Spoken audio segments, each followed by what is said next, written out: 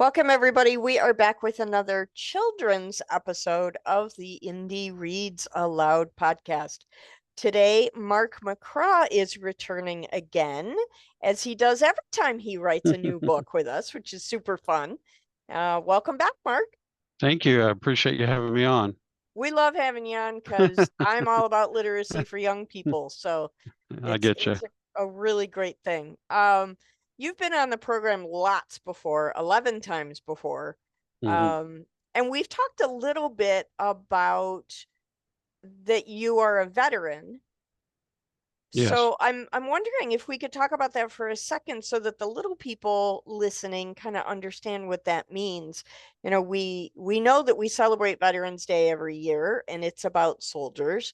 Um, what is the most meaningful part about being a veteran for you?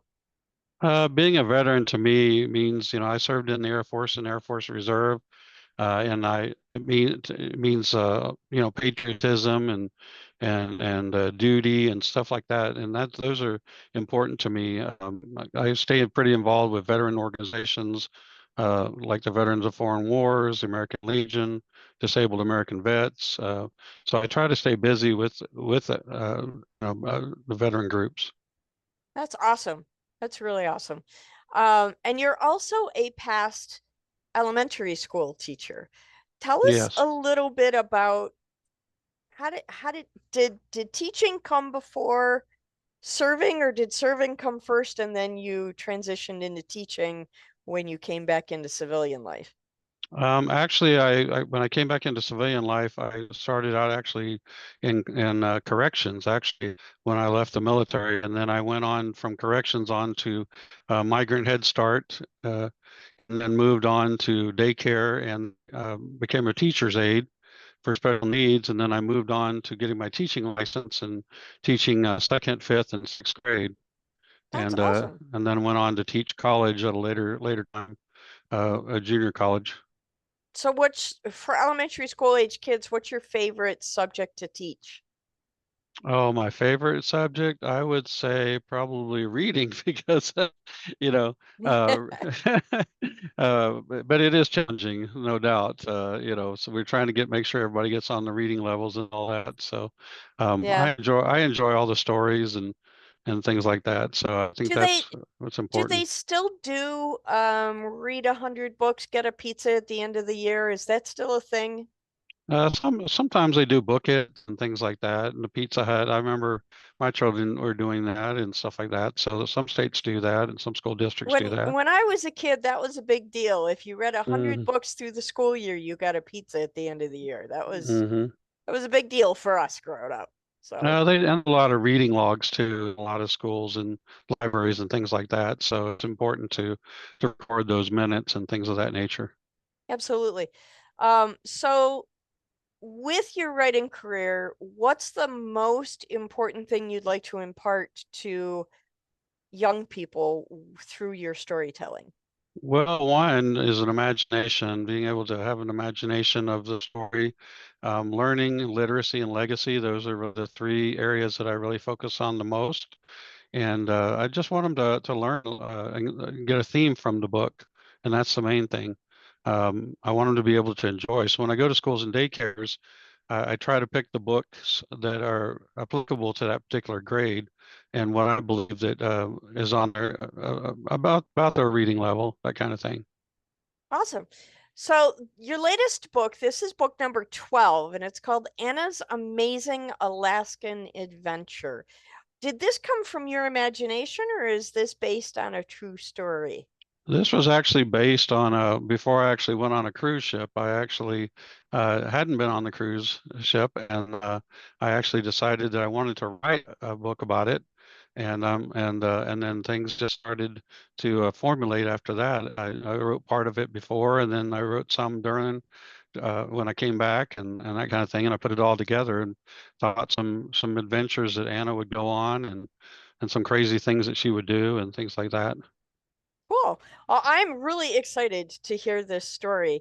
Again, this is Anna's Amazing Alaskan Adventure, and I know you're going to share the screen to show us some illustrations as you read. So go ahead and do that, And then when you are ready, please take the microphone and read aloud. And for those of you listening on Spotify, you're still going to get a great story today, even though you can't see the pictures. If you get a chance later, you can hop over to our YouTube channel and check out the illustrations there. Mark, the microphone is all yours. All right, Anna's Amazing Alaskan Adventure. This book is dedicated to all amazing children with an adventurous spirit. My name is Anna. I am 11 years old and about 5'7" tall, with long brown hair and blue eyes. I live in Abbeville, Oklahoma, on 1 acre of land with an amazing 4-bedroom, 2-story house and a barn across from a pond. We have alpacas and armadillos on our farm. There are also alligator guards in the pond. Sometimes I see antelopes near my house. We even have an African parrot in our house. Grandpa Alvin, an accountant and former architect, is taking me on an Alaskan cruise on the All American Cruise Line during August. Grandpa Alvin showed me the advertisement from the travel agency. I was simply amazed at the adventurous looking brochure that the travel agent gave him. Because it was his 10th anniversary as an accountant, Grandpa Alvin wanted to take advantage of this incredible adventure. I was not aware of the amount of the trip and whether I could afford it. He advised me that he would take care of the whole affair except amenities. Chapter 2, Grandpa Prepares Us for Travel. According to Grandpa, the travel agent at the agency told us we would have an adventurous time, and I could still accompany Grandpa regardless of my age. My mom, Alice, and my dad, Alan, allowed me to go on the trip. They said it was all right if I was not alone, if I was with Grandpa Alvin. I announced to all my friends that I was going on an adventure to Alaska. Amazingly, Grandpa was an avid traveler who had been to Alaska before. Even though my friends were in awe and amazed by me because I was going on this adventurous trip to Alaska, I was afraid to go on the American Cruise Line ship. Grandpa said we absolutely needed an allowance for extra accessories and apparel purchases of about $100 per day on the 7-day trip to Alaska. My mom and dad gave me an allowance of $700. Amazed at my upcoming adventure, Aunt Agnes gave me a considerable allowance of about $500. Apparently, I was not aware that it actually cost this much per day. Chapter 3, the trip begins. The trip began in Abbeville, Oklahoma, from my house to the airport. We approached the airport with the assistance of a cab driver. We arrived at the airport in the early afternoon, around 1 p.m., for our airplane flight to Seattle, Washington. Before we could get on the airplane, we had to go through security, where you had to have an actual boarding pass, driver's license, and or a passport.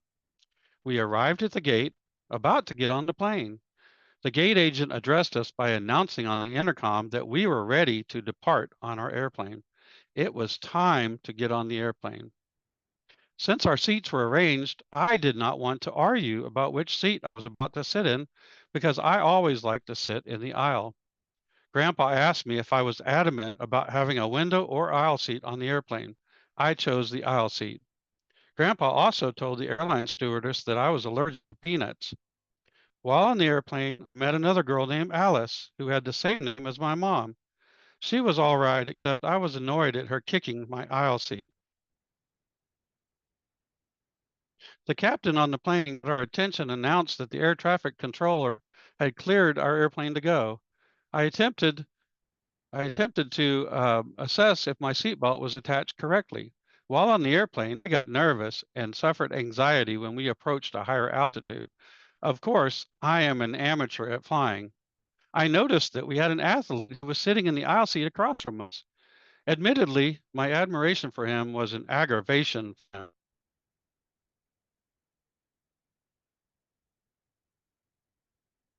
Chapter 4, The Amazing Architecture of the All-American Line Cruise Ship. On the first day of the cruise, we arrived in the afternoon. Being awfully tired from traveling, we arrived at the ship.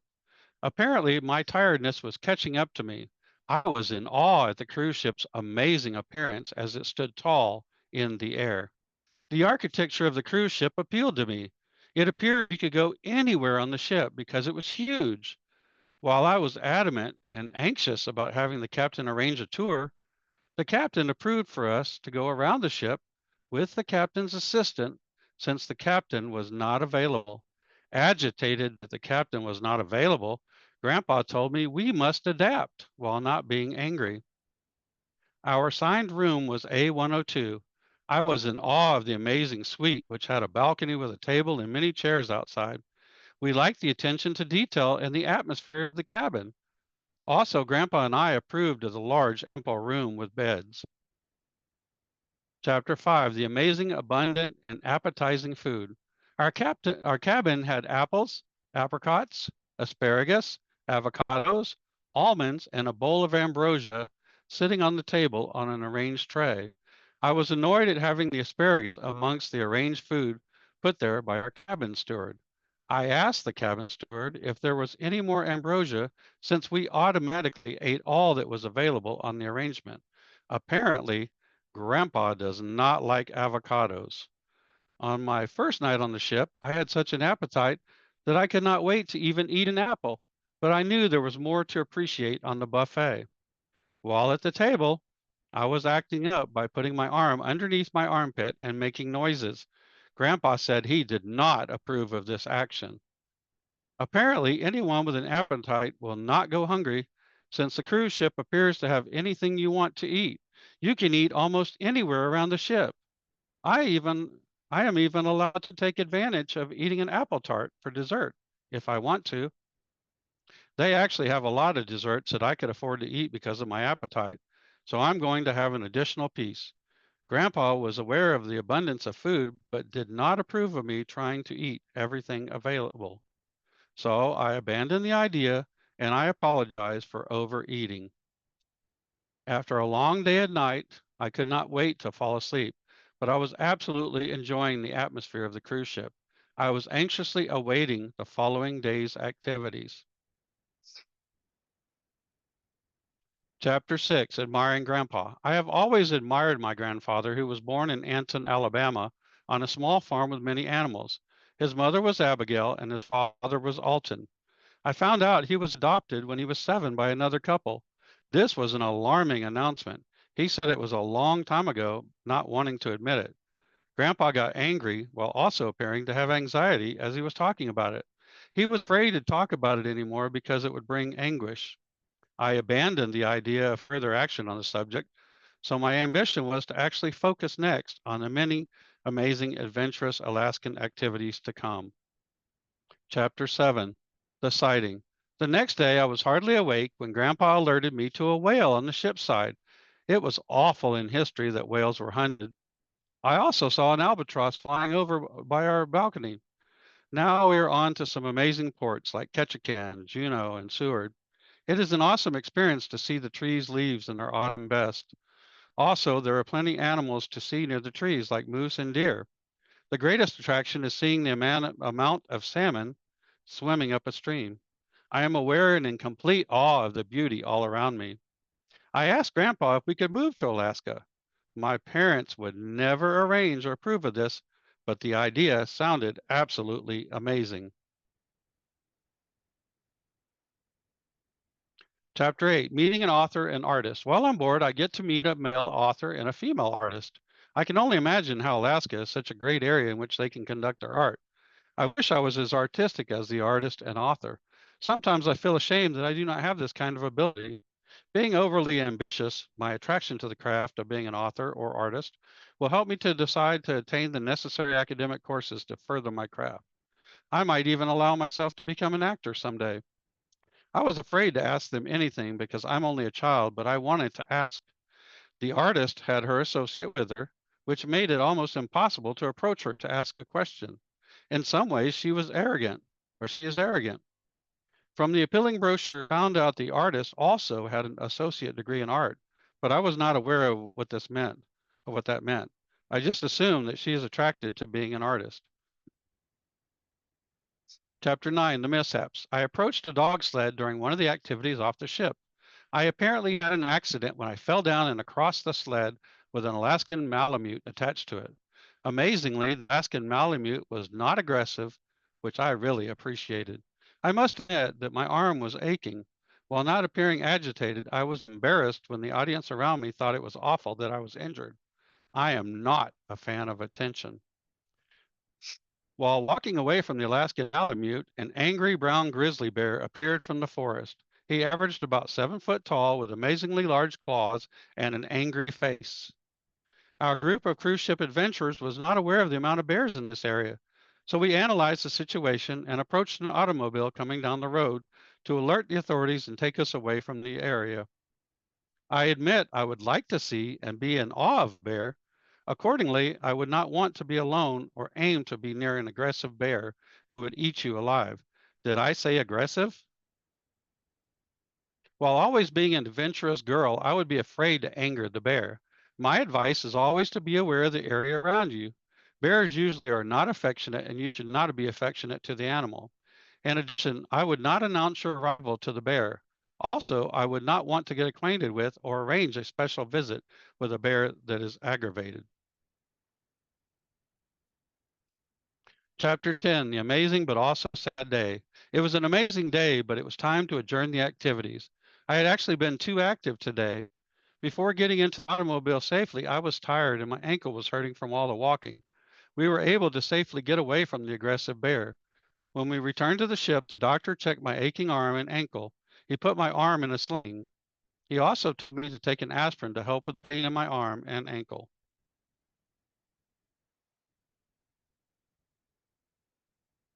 Chapter 11, The Adventure Ceases for Now. We arrived in port ahead of schedule. I was astonished that the adventure was about to approach an end. Grandpa asked the front desk to arrange for a taxi from the cruise ship to the airport. We were awaiting the announcement from the captain's assistant to disembark the ship. Grandpa and I were amazed at how fast the taxi approached us when we left the ship. Next, we were whisked away to the airport. Arriving at the airport in the taxi that we arranged at the port, I admitted to Grandpa that I was not ready for this adventure to be over. It was time to say goodbye to Alaska while I waved aggressively from the airplane. When Grandpa Alvin and I arrived at the airport in Oklahoma, my parents were awaiting our arrival on the airplane flight from Seattle, Washington. No longer an amateur, I announced to Grandpa that I would like to go on another adventure with him, hopefully to Alaska again. As I appealed to Grandpa, I advised him not to take anyone else but me when he was ready to go away again. It was time to say goodbye to Grandpa. Have chapter 12. Have you been or will you go on an adventure? Have you been on an adventure? Use the travel log to write down places visited or places to visit. Be sure to write down how you'll get there. Will you go by car, bus, train, boat, cruise ship, plane, subway, walk, or a combination of some types of travel? And so there's a little travel log that the boys and girls can fill out: places visited, the type of travel, places to visit, and types of travel. And then some ideas. I'm not going to read all of them, but just a couple of them are some ideas like going to the library to research your trip location, writing a travel journal, taking pictures and posting them in a special travel photo album. And so those are just some different ideas that I give the children to look into. Asking a military person if he or she has traveled to a trip location, list 10 countries you want to travel to someday and 10 places you want to go in the United States. And that's it. That's very cool. Thank you, Mark. You're That was a most welcome. really, really fun story. It's a tremendous adventure. And this book is for kids a little bit older than your other books because it does have some advanced language. I'm really, really curious about, I love the alliteration that you used in the book. Hmm. So I have two curious questions for you. The first one is, how many A words are in the book? Did you count them? I didn't count them. There's a lot. I just know I spent a lot of time coming up with the A words and trying to make sure that it was an alliteration and it was just fun doing that. And I changed uh, a lot of the story. This story has gone over a year or more of editing and re-editing and changing and modifying and revising and had feedback, and then I changed things and I was so happy to finally get to the point where it actually came out. It actually went in a writing contest and got some feedback on it, and I changed it up Fantastic. multiple times. Yeah, so I was Yeah, the happy when it came out. the editorial process is my favorite part because that's when you really get to start to see the book take shape and become Mm-hmm. a full-fledged story rather than just a couple of ideas. So I love the editorial part. So I would challenge you Mm-hmm. to count the A words Mm-hmm. and There's a lot for sure. and see how many, when you read it, I would be curious to know how many A words the kids can count. I Yeah, think that would be there's a super fun. lot, and it was actually illustrated by Iris Davidinko, and she's one who did Nikolai Piccoli and all of that. So, and the book It Happens, she did those. Those are the three books that she has done for me, and So was hope it, to work in the future with her. so it was good to work with the same illustrator again. Did working with the same illustrator help you to be more clear in the book, or did your illustrator just come up with ideas based on the text that you gave her? Well, I gave her the text, but I mean, as far as like she did the illustrating and the formatting, so she put that together for me. In addition, it was just as an illustrator, it makes it a lot easier if she can do the formatting too, as Sure. versus having someone else, because she knows how she wants to put the pictures and how the text is going to line up and all that. So I think that's important. I don't always have that happen, but it's nice when the illustrator can be also the formatter too. So So have you thought about writing another children's book that has alliteration, say with another letter? yes, well, I did Babbling Betty, Right. and yeah, so I've done that one, and I've got some other ideas that in the back of my head.